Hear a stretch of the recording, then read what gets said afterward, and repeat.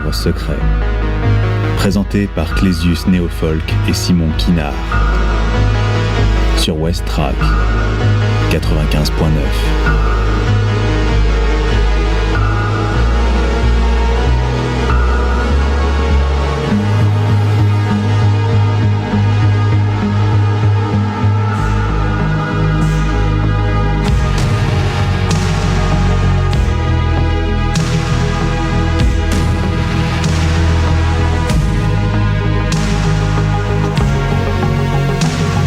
Salut les curieux, les curieuses.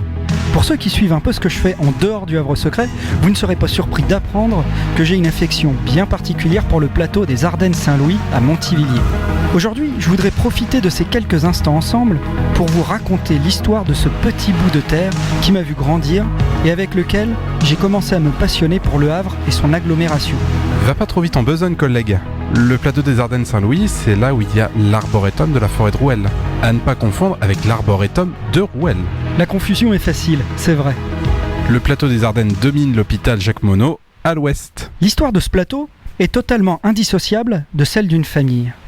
Parler du plateau des Ardennes Saint-Louis, c'est aussi parler de cette grande famille. Et à défaut de vous retracer l'historique du plateau, je vais vous en tracer les quelques lignes qui lui ont donné ses lettres de noblesse. Le plateau des Ardennes se confond à l'ouest avec le plateau d'Épreux-Ménil. Aussi, il me semble important de bien distinguer deux propriétés. Le château d'Épreux-Ménil à l'extrême ouest du plateau des Ardennes et le manoir des Ardennes à l'extrême pointe est du plateau des Ardennes. Ok, une terre et deux châteaux, c'est bien ça. C'est ça. En 1645, Alain Duval de Coupeauville obtient le bailliage des terres d'Épreux-Ménil. Son fils fit fortune au Havre, puis devint directeur d'une des premières compagnies de commerce encouragées par Colbert, la Compagnie du Sénégal. Il obtint en 1719 la qualité de seigneur d'Épreux-Ménil, pour service rendu en sa charge de président au grenier à sel et premier échevin du Havre. Néanmoins, cela ne lui conférait pas pour autant la noblesse. L'aîné de la famille d'Épreux-Ménil devint armateur, puis administrateur de la Compagnie des Indes à l'Orient, et il voyagea à travers le monde. En 1755, il est commandant général des établissements français des Indes orientales et gouverneur de Madras. Il aura un fils, Jean-Jacques, en 1745. Jean-Jacques Duval d'Épreux-Ménil est avocat au Châtelet de Paris de 1751 à 1830. Les Anglais ayant pris Pondichéry en Inde, les affaires de d'Épreux-Ménil furent directement impactées. C'est une drôle d'époque tout ça. Aussi, l'oncle de Jean-Jacques Duval d'Épreux-Ménil accusa le comte Lally Tollendal, dernier gouverneur des Indes, d'avoir abusé de sa fonction et livré contre argent Pondichéry aux Anglais.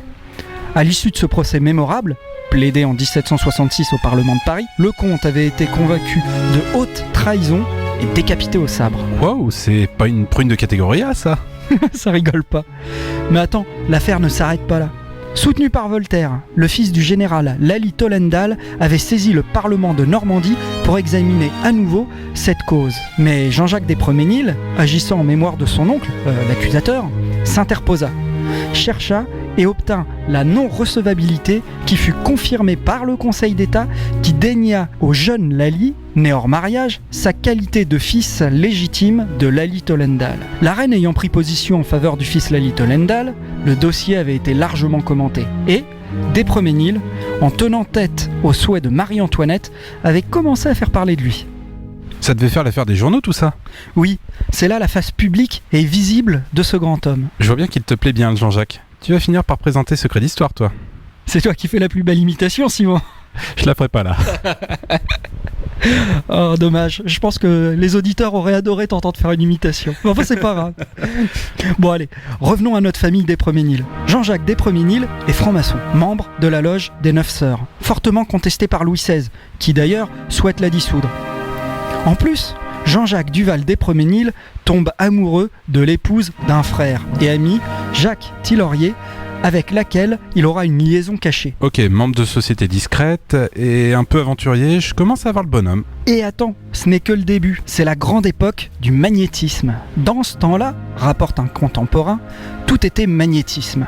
La reine magnétisait le comte d'Artois, Monsieur Necker magnétisait les finances, Louis XVI magnétisait le vin de Bourgogne et Mesmer magnétisait les jolies femmes et l'argent des sceaux.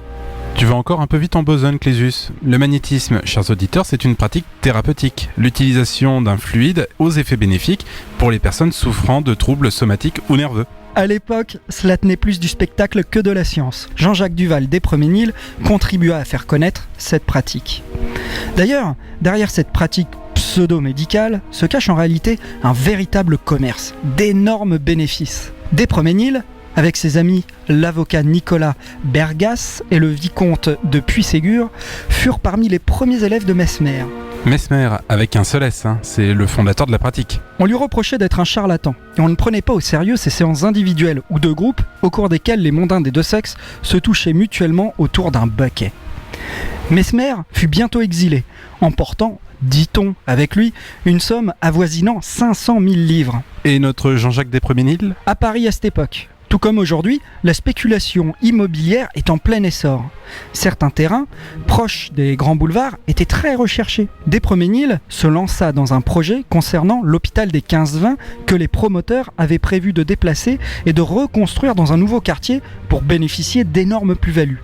En bref, D'Espremenil s'enrichit. Excellent.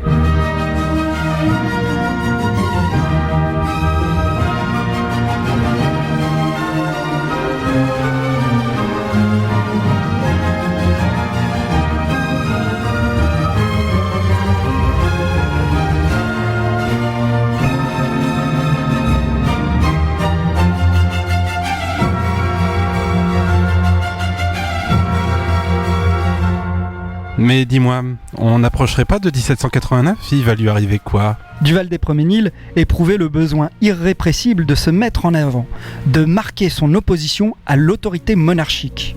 En ce sens, il est passé pour un révolutionnaire. Mais son opposition devait se révéler plus corporatiste. C'est-à-dire celle des grands propriétaires terriens qui ne supportaient plus d'être soumis à la fiscalité commune quand la vieille noblesse y échappait, c'est ça ? C'est cette injustice qui semble avoir été, en 1788, la raison de son opposition révolutionnaire à Versailles. Dès le début de la Révolution, D'Espremenil résista secrètement au nouvel ordre, souhaitant le retour à la monarchie. Avant la prise de la Bastille, il s'entendit avec un certain nombre de députés de son bord et d'autres aristocrates pour échafauder des plans d'évasion de la famille royale. On connaît évidemment l'épisode de la fuite de Louis XVI et son arrestation à Varennes, mais il faut savoir qu'une demi-douzaine de plans plus ou moins chimériques le précédèrent et le suivirent. Et du coup, j'ai l'impression que ça va mal terminer cette affaire. Et bah du coup, le 17 juillet 1792, Jean-Jacques Duval d'Espremenil traversait la terrasse des Tuileries lorsqu'il fut reconnu et désigné au fédéré marseillais.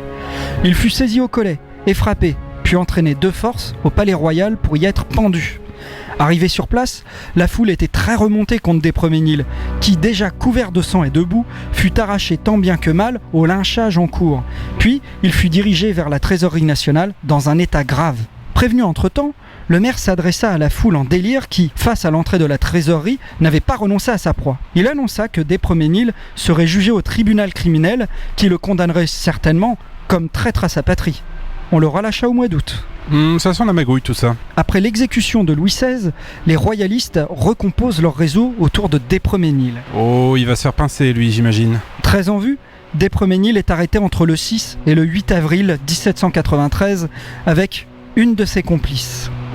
Toutes les entreprises initiées par la vieille noblesse pour laquelle, non sans courage, D'Espremenil se mettait en avant, allaient être tragiquement vouées à l'échec. Le 2 juin 1793, D'Espremenil passa l'été avec les siens dans son château d'Espremenil, près de Montivilliers. Mais après la prise de Toulon, le bruit courut dans la région qu'il intriguait pour faire livrer aux Anglais le port du Havre. Cette dénonciation reçue à la municipalité du Havre, qui n'est d'ailleurs étayée par aucun document, a été à l'origine de sa nouvelle arrestation et de ce qui s'ensuivra. Je m'en doutais, ça va mal finir tout ça. Le 7 septembre 1793, recherché, D'Espremenil dut se cacher. Selon la légende, il se serait dissimulé plusieurs jours dans un souterrain inconnu à Rouelle, non loin du château d'Espremenil. Wow. Tu l'as retrouvé ce souterrain ? Peut-être ben que oui, peut-être ben que non. Plus sérieusement, non, je ne l'ai pas retrouvé. Par contre, j'ai plusieurs pistes. Et même, figure-toi, un ou deux témoignages d'anciens de la Brigade Verte concernant un hypothétique souterrain du côté des vestiges du château. Bref, on y reviendra après. D'Espremenil fut trouvé et arrêté, placé contre argent en surveillance chez lui.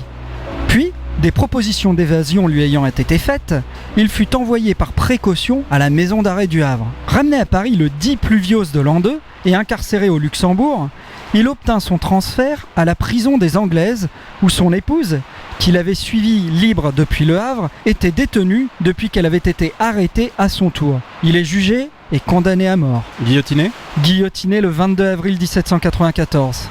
Madame d'Épremesnil ne lui survécut que 2 mois à peine. Il laissa un fils, Jacques Duval de Maréfosse, de son premier mariage, et 3 jeunes enfants de sa veuve. Mais comment sait-on tout ça ? Eh bien écoute, c'est incroyable. Les papiers personnels de Jean-Jacques Duval d'Épremesnil et de la famille d'Épremesnil sont conservés aux Archives nationales sous la cote, tiens-toi bien, 158 AP 32. Tout est répertorié. C'est un fonds d'archives hors du commun.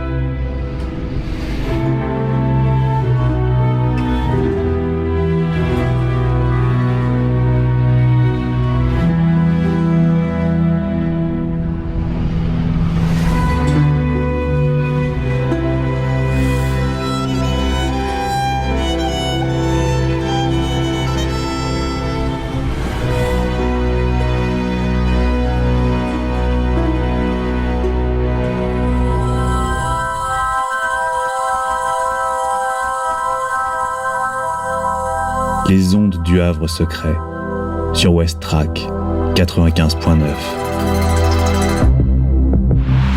Et après ? Et après, c'est à pleurer. Que ce soit le château ou le manoir d'Épremesnil, les 2 bâtisses seront réduites en cendres par l'occupant et le libérateur. Des merveilles d'architecture, d'histoire. Le manoir d'Épremesnil sera transformé par les Allemands en centre de transmission pendant la Deuxième Guerre mondiale. Détruit en partie lors de la Libération, il sert aujourd'hui de centre pour handicapés. Et le petit manoir, il en reste plus rien ? Au nord, un réservoir recueillant l'eau de pluie permettait à des conduites souterraines d'alimenter une fontaine située au centre d'un espace floral au pied de l'escalier. Et si ce petit ensemble de cavités souterraines subsistait ? Et si Duval d'Épremesnil s'y était réfugié pour échapper à son arrestation ? Bon bref, aujourd'hui, il ne reste rien de ce manoir, si ce n'est des questions et des hypothèses. Les cartes postales et photos sont rares. Aujourd'hui, le manoir a laissé place au jeu pour enfants de l'arboretum de la forêt du parc de Rouelle. En contrebas, le bassin est toujours là. Si le château a été détruit pendant la guerre, j'ai découvert que ces décombres ont été jetés quelque part. Ne prenant jamais les transports en commun, je gagne souvent Montivilliers en venant du Havre en passant par le parc de Rouelle, puis le terril oublié des décombres du château. Dernièrement d'ailleurs, j'ai vu un bout du toit, ainsi que quelques faïences, probablement d'une salle d'eau ou d'une cuisine. Un mot pour la fin peut-être ? Les derniers châtelains à habiter les lieux sont les adultes de demain, les enfants d'aujourd'hui, éternels insouciants, loin des préoccupations et des enjeux qui ont pu tourmenter les précédents locataires, les bellicistes nazis et leur volonté conquérante, les nobles d'autrefois, inquiets de voir le monde changer. Mais qu'est-ce qu'un enfant, si ce n'est un adulte en devenir ? Croyez-vous, chers auditeurs, qu'un jour, les enfants qui font de la balançoire dans ce petit parc prendront le fusil ou alors actionneront-ils la guillotine ? C'est un parc où il n'y a pas de plaque pour se rappeler. C'est un parc qui a une histoire dont il est difficile de se rappeler. C'est un parc qui doit être mis en valeur, justement pour qu'on puisse se rappeler. Pour écrire cette émission, je me suis basé sur un article que j'ai rédigé pour le groupe Facebook Le Havre Secret. Je me suis basé sur plusieurs sources. Wikipédia, l'article Jean-Jacques Duval des Premiers Nils. Je me suis basé également sur plusieurs sites et archives. databnf.fr, cataloguebnf.fr, histoire normande tout attaché, .centerblog.net, ainsi que Céline76 applemont.over-blog.com. Voilà, on vous dit à la prochaine. Salut les curieux, les curieuses. Salut tout le monde.